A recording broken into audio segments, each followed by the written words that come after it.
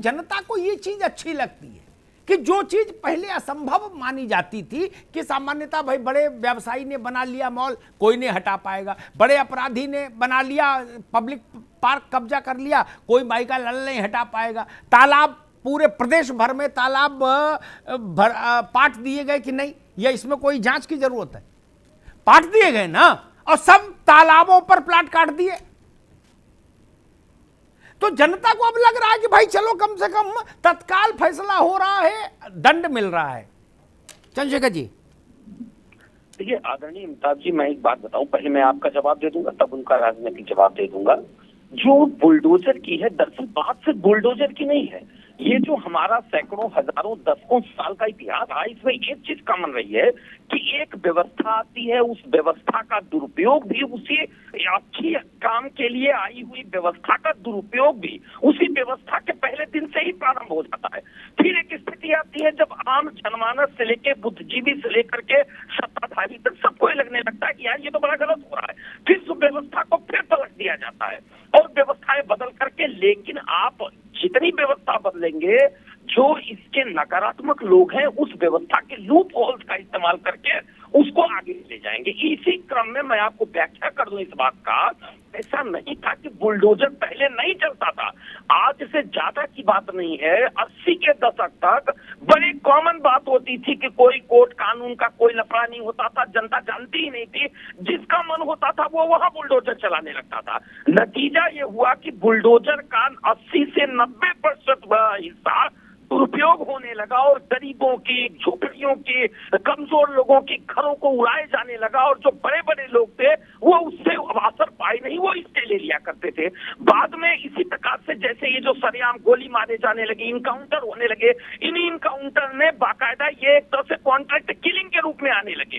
फिर जनमानस, आप जैसे पत्रकार, हम जैसे सामाजिक लोग और जो सत्ताधारी के साथ साथ जजमेंट देने वाले लोग हैं, सबको लगा कि व्यवस्था गलत दिशा में जा रही है, बंद करो ये बुलडोजर से गिराना, बंद करो ये दौड़ा करके गोली मारना, दोनों पे रोक लगा गया। 10 से 20 साल तक इसका अच्छा प्रभाव रहा, लेकिन समय के साथ फिर इसमें विवाद आता है। पांडे जी, अगर अपराधियों को, अपराधी, गुंडे और माफिया और आतंकवादी को गोली न मारी जाए तो उनको आपकी तरीके से हेलीकॉप्टर से बुला के मिठाई खिलाई जाए क्या? आपकी सरकार में दंगाइयों को हेलीकॉप्टर से बुला के मुख्यमंत्री आवास में चाय पानी पिलाया जाता था, लेकिन हमारी सरकार उनको दौड़ा के गोली मारती है। अगर वो भागेंगे तो गोली पड़ेगी, निश्चित पड़ेगी। और अगर गुंडे अपराधियों पर गोली पड़ती है तो श्रीमान अखिलेश यादव जी अपने को व्यक्तिगत क्यों तोड़ते हैं? क्या अखिलेश यादव जी इन माफियाओं गुंडों के संरक्षक हैं, इसलिए व्यक्तिगत अपने ऊपर लेते हैं? मैं जवाब यही चाहता हूँ आपसे पांडे जी। अखिलेश यादव जी व्यक्तिगत अगर अपने ऊपर सब चीजें लेते हैं तो क्या व्यक्तिगत उनको आम जनमानस की चिंता नहीं है क्या? किसी गरीब व्यक्ति के लिए उनके आवास बने, अतीक अहमद जैसा माफिया प्रयागराज के अंदर बड़ी बड़ी जमीनें गरीबों की कब्जा करके बैठा था। अगर उसमें गरीबों के घर बन रहे हैं तो ये अखिलेश यादव जी क्यों नहीं उन गरीबों के लिए, हक के लिए खड़े हुए? क्यों वो अतीक अहमद और मुख्तार के लिए खड़े हुए?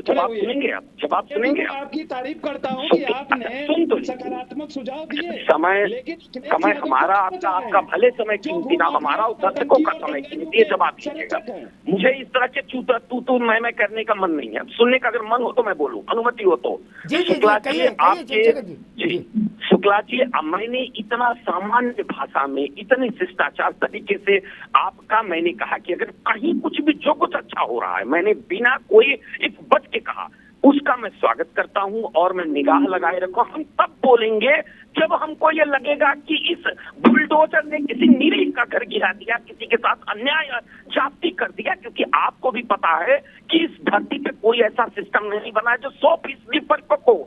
आपकी इस सिस्टम में भी गलतियां होंगी, हमको, आपको, हर व्यक्ति को ये पता है, परंतु आपके ही नहीं, भारतीय जनता पार्टी के दिमाग में अहंकार, नशा और जैसे हम लोग का एक अफीम शब्द होता है, अफीम और अहंकार इतना चरम पे है कि आपको उसके अहंकार के आगे कुछ दिखेगा नहीं। हमारी आपत्ति यही है कि बुलडोजर जब तक आपके जनता ने आपको अफीम भी दे दी, आपको जवाब भी दे दिया। चंद्रशेखर जी, अब आपने बड़ा आरोप लगाया है, अफीम तक मामला पहुंच गया। जरा उनका उत्तर सुन ले, एक मिनट रुका चंद्रशेखर, उनका भी उत्तर सुन ले भाई। मामला अफीम तक पहुंच गया। विनीत शुक्ला जी, अमिताभ जी, मैं कह रहा हूँ जिस तरीके का ये उदाहरण दे रहे हैं आतंकियों, अपराधी और गुंडों के लिए अफीम का प्रयोग, इनके नेता जंग का प्रयोग करते हैं, भगवा रंग को जंग से जोड़ते थे। आज जनता ने समाजवादी पार्टी कार्यालय पर ताला लगा दिया और जंग वाला ताला लगाया है और हमेशा के लिए लगा दिया है। अब समाजवादी पार्टी गुंडे माफियाओं को बचाने के लिए सत्ता में नहीं आ पाएगी, क्योंकि जनता जनार्दन का जनादेश है। शांति व्यवस्था फैलाने जो पहुंचा सकते हैं, शांति और अमन ला सकते हैं, वो आदरणीय योगी आदित्यनाथ जी हैं। और चुनाव में जिस तरीके से बुलडोजर ब्रांड बन के उभरा है, शांति का भी प्रतीक है और निर्माण का और विध्वंस का भी प्रतीक बन के उभरा है बुलडोजर।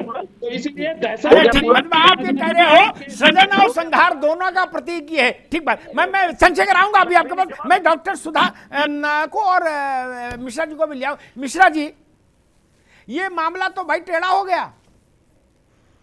जब क्राइम अगेंस्ट वुमेन को लेके नियम बने और भारत की संसद ने एक नई रोशनी में कुछ कड़े कानून बनाए, तो उस वक्त तो सबने कहा ठीक है, बनना चाहिए, बनना चाहिए, नारी के सम्मान का मसला है।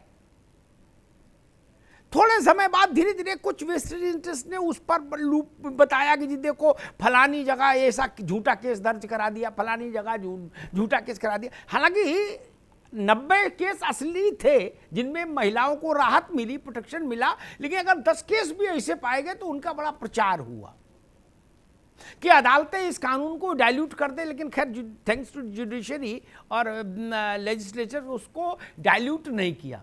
क्या वैसी स्थिति यहां इस पर दिख रही है बुलडोजर वाले मामले में? अमिताभ जी, चूंकि आप इतने सालों से पत्रकारिता से जुड़े हैं, सामाजिक चीजों को आपसे बेहतर कोई समझता नहीं है। अगर मैं कहूं कि जो मेरा अनुभव है वो आपसे बहुत कम है, लेकिन जो मैं इस बहस में जो बातें निकल के आ रही हैं, मैंने स्टार्टिंग में कहा था कि जब कोई कार्य, जब हम परसेंटाइल की बात करने लगते हैं तो आप देखते हैं एक अवधि में कहावत है कि केकर केकर लेई नाव जब कथरी ओढ़ ले सारा गांव। तो इसमें जब परसेंटाइल पे आप करते हैं कि अपराधी इतने इतने इतने इतने पार्टियों में है, आप लोग बताते हैं इस बात को कि इस पार्टी में इतने अपराधी, इस पार्टी में इतने अपराधी, इस पार्टी में इतने अपराधी, तो जब बुलडोजर चल रहा है तो अपराधियों में उसी परसेंटाइल के हिसाब से ध्वस्त होने के कार्य भी होने चाहिए। सिंपल सी बात है।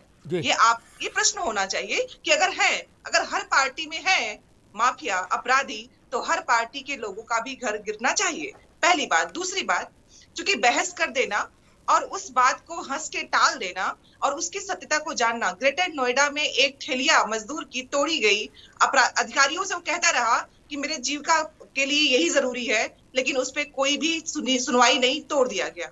दूसरी चीज, लखनऊ में एक गन्ने का रस बेचने वाला व्यक्ति, उसको नगर निगम के लोगों ने उठाया, फेंक दिया कूड़े घर में, खत्म कर दिया। मैं इसकी बात कर रही हूँ कि सब कुछ ठीक है, होना चाहिए, अपराधी समाज में नहीं रहने चाहिए। ये तो एक हो गया सार्वभौमिक सत्य, लेकिन इस सार्वभौमिक सत्य को पूरा करने के लिए क्या एक पार्टी के लोग अपने लोगों को बचा के दूसरों को करेंगे और उसको हम कहते कि बहुत अच्छा हो रहा है। बहुत अच्छा तब है चाहे वो अपराधी भाजपा का हो, चाहे वो सपा का हो, चाहे कांग्रेस का हो, चाहे बसपा का हो, चाहे किसी पार्टी का हो, सबके घर पे समान रूप से चले, तब समझ में आएगा कि ये ठीक है। आपने ठीक बात कही। भारतीय जनता पार्टी किसी अपने को नहीं बचाने का काम करती। जौनपुर के अंदर भाजपा के नेता थे, उनकी मार्केट बनी हुई थी और अवैध थी, उसको भी तोड़ने का, उसको भी ध्वस्तीकरण करने का काम हमारी सरकार ने अभी किया। अभी ये 10-12 दिन की सरकार के अंदर किया है। और दूसरी बात मैं बता दूं, अभी एक इंस्पेक्टर थे, उनका मकान, जो आप कह रहे हैं किसी को संरक्षण या भाजपा सरकार नहीं देती, चाहे भाजपा का हो या गैर भाजपा का हो। जो अपराध करेगा, जो अवैध निर्माण करेगा, जो भूमाफिया के साथ पाया जाएगा, उस पर कार्रवाई हमारी सरकार करती है और किसी को भी बचाने का काम नहीं करती है। लेकिन कांग्रेस पार्टी बचाती है। मुख्तार विवेक भाई, अंसारी अगर को सुन पंजाब लेंगे से आप नहीं मेरी आने बात, दे रही ये थी, सिर्फ पंजाब से सिर्फ नहीं आने दे रही ये थी। बोल के इतने बड़े नहीं, विवेक माफिया भाई, और अपराधी आपका को ये मसला वहां है कि पर आप बैठा सुनना नहीं लगता चाहते था, हैं। लेकिन आप लोगों को भाजपा लगता है कि हम सरकार बोलते और रहे, सामने वाले जुडिशरी ने कुछ ना बोले। न्याय बस्ती में करते अगर हुए मैं बताऊं, उनको जज आने को पर लेकर मजबूर पड़ा, किया, उसके और खेत को उत्तर जा प्रदेश रहे थे में आप आकर लोग। के आप जेल की उसको सलाखों देखना के पीछे पड़ेगा हैं, जो सरकार में, और तमाम जो एक की न्यायिक व्यवस्था में अवैध बैठा था। संपत्तियों पर बुलडोजर अच्छा चल रहा ठीक है। है, एक मिनट के लिए आप रुकना लोग होगा। जवाब एक नहीं एक देते। सवाल, एक बार रुकिए, विनीत जी रुकिए एक मिनट, सुधा जाबे, एक सवाल मैं AK मिश्रा से ले लूं। बड़ा लेमेन का सवाल है, इसमें कतई में बौद्धिकता नहीं लाना चाहता। मिश्रा जी है, एक बात सुधा जी ने उठाई, और ये बात उठती है जब भी कोई सरकार होती है, उठती भाई अपने को बचा रहे हो, दूसरे पे कानून लागू करा रहे हो। मैं एक बिल्कुल आप समझ लीजिए है कि उत्तर प्रदेश का ठेठ सामान्य व्यक्ति के तौर पर एक कहता हूं, अगर ऐसा हो जाए तो कैसा रहे हैं। कोई सरकार हमेशा तो रहती नहीं। अभी भाजपा इनकी विनीत की सरकार है क्या? ये सपा बसपा कांग्रेस और रालोद के जितने गड़बड़ हैं उन सबको दुरुस्त कर दे। जब उनकी आए तो वो इनको कर दे, 10 साल में सब साफ, उत्तर प्रदेश क्लीन हो जाएगा। मिश्रा जी नहीं, काहे को लट्ठा करो, कम से कम वो भाई उत्तर प्रदेश का तो शुद्धिकरण हो ही जाएगा। नहीं, अपनी अपनी लिस्ट बना के रखो। ये बहुत अच्छी चीज है अगर इस तरीके का कंपटीशन शुरू होता है, तब तो ये एक ऐसा कंपटीशन होगा, कार्य पद्धति होगी जिसमें भलाई केवल और केवल देश का होगा। लेकिन ये लोग करते नहीं है। देखिए, सबसे पहले ये होता है who will bell the cat, बिल्ली के गले में घंटी कौन बांधे।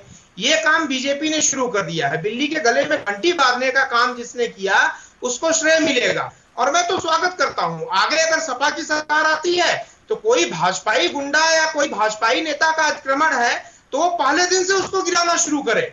शुभ काम में देरी क्यों होनी चाहिए। और मैं तो ये भी बोलता हूं कि कोई भी जो अवैध कब्जा किए हुए हैं, कितनी मजारें सड़कों पे बनी रहती हैं, अवैध तरीके से बाजारों में जो है लोग कब्जा किए रहते हैं, तो क्यों नहीं इसकी शुरुआत समाजवादी पार्टी वाले आज से ही करें। बोले, इनको तो पता होगा भाई हमारे फलाने नेता का यहाँ पे अवैध बना है, तो ये अपनी सरकार आने का इंतजार क्यों कर रहे हैं। आज ही जा करके ये सरकार को नोटिस दे, तो जनता के उसमें ले आए, जो विभाग के अधिकारी हैं उनको चिन्हित करें कि भाई ये जो बिल्डिंग है ये अवैध कब्जे में है, इनके ऊपर कार्रवाई करिए। अगर इतनी बड़ी जन चेतना हमारे राजनीतिक पार्टियों में आ जाए, विपक्ष में आ जाए। मिश्रा बिल्कुल, एक 20 सेकंड का ब्रेक लेना, उसके बाद मैं चंद्रशेखर पांडे के पास आऊंगा और विनीत शुक्ला के पास चलूंगा। इसकी प्रतिस्पर्धा कब होगी? हम लोग तो इस उम्र तक पहुंच गए, यही देखते देखते। सच्ची बात यह है, चाहे विनीत माने ना माने, चंद्रशेखर और सुधा माने ना माने, अलग बात है यहाँ टीवी पर, लेकिन सच्ची बात यह है, गांव में जाओ, कहीं जाओ, शहर में जाओ, सामान्य व्यक्ति से पूछो, वो कहता भैया सब नेतागिरी वाले एक ही हैं क्या, कौन किनके खिलाफ कार्रवाई करेगा। ये धारणा टूटनी चाहिए, वरना जो जिस भी कार्यकाज पार्टी से विधायक रह लिया एक बार, उसका स्कूल कोल्ड स्टोरेज कभी गिरा? कभी नहीं गिरा। अरे श्री गणेश तो हो, इब्तिदाए इश्क है रोता है क्या, आगे आगे देखिए होता है क्या।